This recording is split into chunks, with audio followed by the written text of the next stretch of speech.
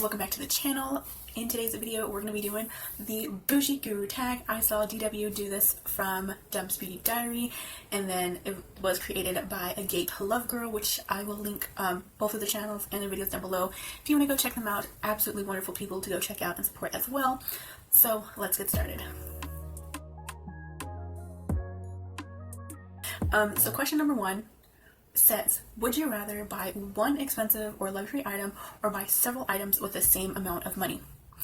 And y'all, if we know who I am by now, y'all guys have watched any of my old videos, even though they're not that old, or been around here long enough to know my answer, probably any one of these questions, but this one in particular, that would be to buy several items for the same amount of money.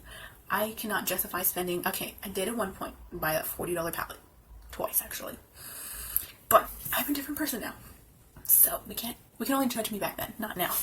But nowadays, I really justify my purchases, or really like stretch my money. So if I see something for $40, but I can get, say, 3 or 4 products for the same amount of money, I will definitely go for 3 or 4 products. Question number 2 says, when it comes to beauty products, do you believe the phrase "you get what you pay for"? This one had me thinking. I was like, a lot of people have said that. I have several points in my life, or in my time of doing makeup, have probably said that. You get what you pay for. And then I'm like, wait, not always though. Because it's like, if, example, I will throw up, I will not physically throw up, I will throw a product up. My wording today, I'm suddenly having trouble speaking.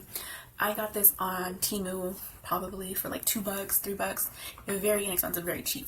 It is not a cheap product at all. The product in here though, it's got to be one of my favorite highlighters. And I am also wearing it today, but that is not you get what you pay for. I did not expect a $3 product to perform as amazing and become, you know, just a love of mine in my routine for $3. Like, I don't expect that. So it's not always, in that case, you get what you pay for. Sometimes a $1 product may suck.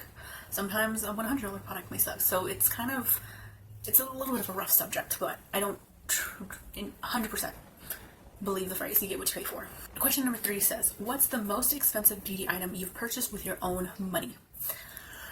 I want to say it had to have been years ago when the Jaclyn Hill original palette came out, and then the Morphe Second Nature palette.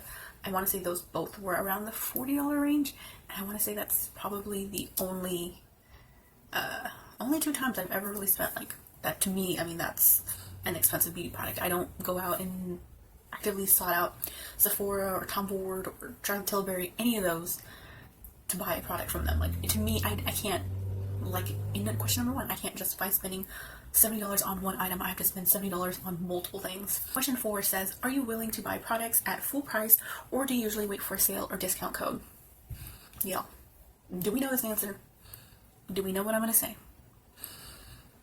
I always wait for sales. I always wait for discount codes. I always try and stack discount codes and coupons and everything I can do to save extra, even if it's like 50 cents, 10 cents, of course on top of the really additional discounted item. Like, sales, count me in. 50% off, count me in. If I can stack a discount code, a coupon code, any other thing, I am on it. I am probably the biggest advocate for savings, for stretching your money, for trying to just save anywhere you can, however you can. All for it. Please do. Like, do not ever try and buy something full price if you do not have to. That is why sales exist. Of course, to a certain degree, because lately I've seen some videos floating around here about Black Friday this year, and they've been a little sketchy. So question 5, it says, where do you shop for beauty products the most? I probably go through a couple. Majority is either Walmart, or here in Texas we have a grocery store called H-E-B. That's probably like the main one. I mean, I shop for my groceries there, so clearly they have a pretty well stocked and like pretty diverse makeup area. They do have like I've noticed like 4 extra brands that I cannot find at Walmart, so it's nice to have that there as well when I get groceries. And then the last one is Ulta. I think Ulta's probably like the last resort, Ulta and Target, just because they are very more high priced, and H-E-B and Walmart I seem to be like around the same price, and then H-E-B is just always doing like some sort of sale. Sometimes it's a really good sale on like makeup and things, so that's usually like number 1, and then Walmart Ulta and Target. So number 6 says, how often do you get your nails and or hair done? Hair done, never, unless it's a haircut, which is like twice a year. When I remember, I look at my hair and I'm like, oh, I'm getting split ends, might need a haircut. Or I can usually tell when I need a haircut because my bangs will start to grow out to my chin area or even farther, and I'm like having to really like pull those behind my ears, and I get so annoyed and I'm like, it is time for a haircut, desperate. As for my nails, I have my nails done, but I don't get them like professionally done. I don't go to a salon. Y'all remember Brady on this channel? We used to do this one together, and she has been over, I want to say the past like 2-3 years, she's been probably even a little longer, getting interested in doing nails. So she practices on herself and myself, and this is actually one of the many sets she's done on me. So this is about the only like professional, I guess, will get my nails done, but as a whole, I don't really get my nails done all that often. Like number 7 says, do you prefer long or short nails? Here's one example. This is a weird thing, and I don't know if anyone else is like this. I think it's just my reasoning will make sense when I say it. I like my natural nails to be short, and I like my fake nails to be long. Does it make sense? No. But I have a reasoning why. So my natural nails, when they start growing like long like this, or even to about like this point, they start to curl and they start to get real funky looking, and it's unattractive. It's disgusting to look at least for me. This is a personal opinion. With fake nails, they at least look uniform. They at least look nice. So much more presentable. So much more like professional looking. And it's just, and especially like this style, this length, my hands, they look so long and skinny. They look so much better instead of like short and stubby. I'm a whole nother person with nails too. Let me begin. Number 8, sorry, says, which makeup brush brand is your favorite? This one, I don't think I've actually found like a favorite. I have a few favorites.